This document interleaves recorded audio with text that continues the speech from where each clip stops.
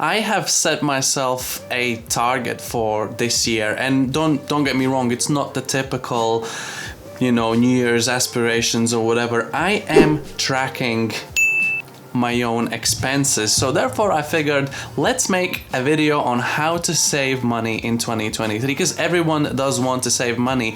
Just a little disclaimer, some of these tips might be for you, might not be for you. It really depends on, well, let's say how much money you've got to play around with. For example, there are going to be people in the class that maybe they earn $1,000 or less in a month, maybe people earning $2,000-3,000 or even more in the month, but we all still want to save money. So the first one is the basic one. You just take a safe amount of money that you know 100% you can afford to set aside.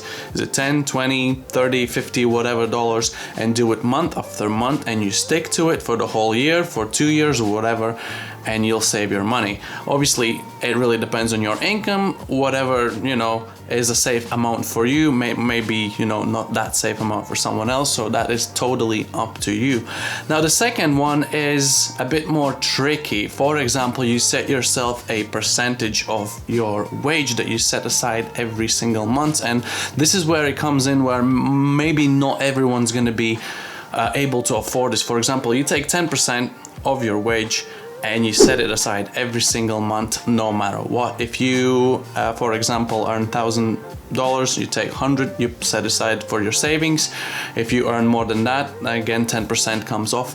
And even if you feel like you're on the edge on affording this might not actually be a bad thing, because if you do set aside the money, and let's say you have less money than normal to work with during the month, you will trigger a critical thinking in your mind, and your mind is going to try and work out ways and strategies and just things you can cut and change in your everyday lifestyle to be able to pull through the month with whatever is left after that 10%. So this is actually not a bad thing to put yourself under a bit of a pressure, shall I say. Number three is going to be a really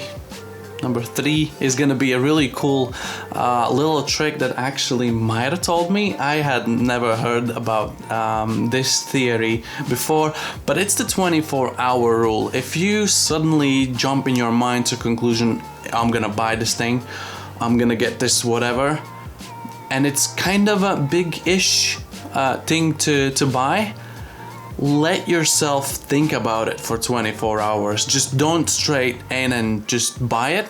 Just give yourself 24 hours, because people are in the nature of overthinking quite a lot, and you might just on your emotions jump on this thing and you're like, yes, I want to buy it, and you go and buy it. But give yourself 24 hours to think about it. Even if you're not actively thinking about it, it's going to be in your mind, and then maybe the next day you wake up after 24 hours and you think like, you know what, maybe I don't actually need it. And this is a way how you can save money as well on some impulsive purchases. Obviously, don't treat this method with the things that are like mandatory health and doctors and I don't know, kids and education and things like that. But something that is literally like, oh, I want these headphones. I still have my old ones that they still work, but I would love to have new ones. I like these. Give yourself a 24-hour window to think about it, and you might still be good with your old headphones. Number 4 is gonna be invest your money in stock. Buy shares, invest your money in stock. This is not a financial advice. The first 3 points that I've mentioned, the money you save, you can always just set it aside in your saving account, but in the same time you can take this little money that you save every month and put it towards some stock. I would suggest like a larger company that is really stable, preferably not very volatile, so the stock price is more or less the same, preferably on a little bit of a climb. So this is how you can protect your money against inflation, so your money don't lose value, and maybe at the end of the day you might even make a little bit of money. But again, this is not a financial advice. For example, myself, I've invested slightly in Amazon, for example. I know the company's fairly stable. I know they're not just gonna go kaput one day.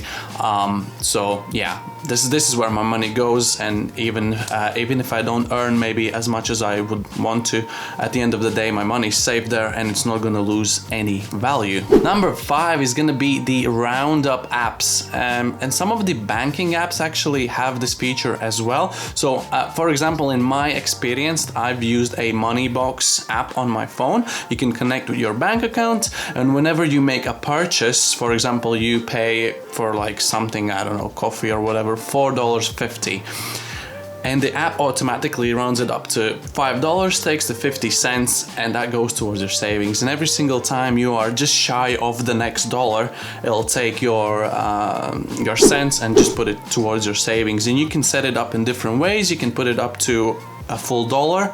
You can set it up to round it up to like $5 or something, or even 10. Again, it depends on your budget, but I found this feature really useful, and without even thinking, you're just, you know, spending some money, and at the end of the day, those few cents for each purchase doesn't really matter that much. But when you look at how much it bunches up and how much money you can save that way subconsciously, it is actually a really cool way. As I said, some of the banking apps, you don't actually need to go and look for a specific app, but you can do. But I think some of the banking apps has this feature in them, so you can just scroll through your banking app and see maybe your banking app has this. But we can take this a next step.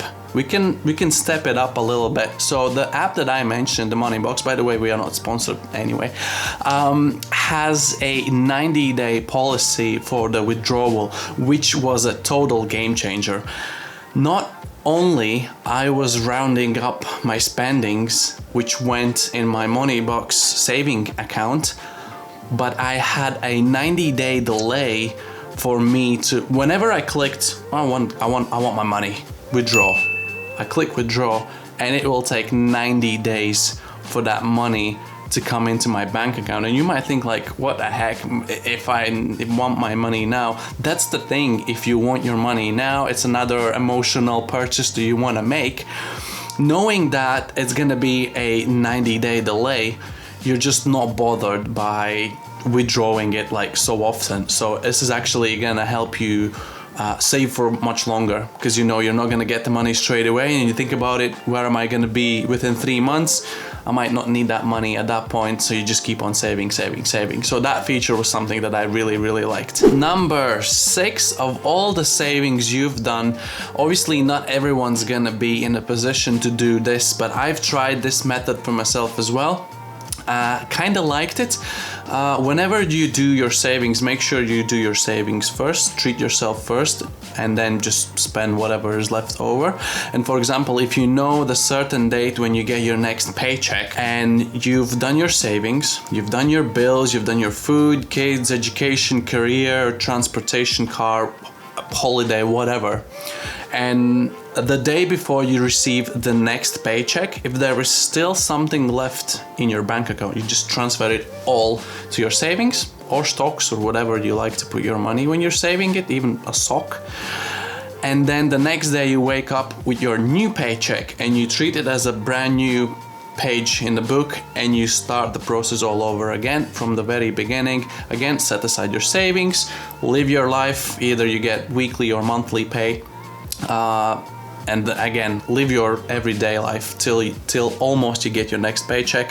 Whatever's left over from this one, transfer it away to the savings, get your new one, and another page is open and you start all over again. And the last one might not be the most obvious, but what I've realized is tracking your expenses, like I have been doing here. You can see it's a very nice app, by the way. I suddenly forgot what it was called, but there are plenty of apps to track your expenses on Play Store or App Store, whatever device you're using, and actually seeing how much you spend for each individual things. Like I've got like video games, groceries, car, filming equipment, my phone, my health. Like this is insane. I've spent like so much more money on gaming than on my health, for example, and things like that. I'm actually super pumped. I've barely spent $8 this month on alcohol.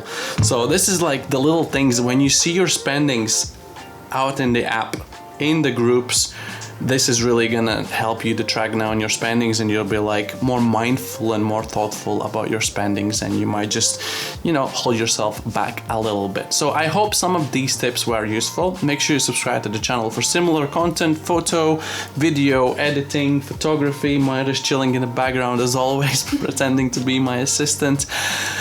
Traveling, finance, how to save, how to earn, all things YouTube. And again, yeah, make sure you hit the little bell icon so you don't miss any of the future uploads. And we'll see you guys in the next one. Bye bye.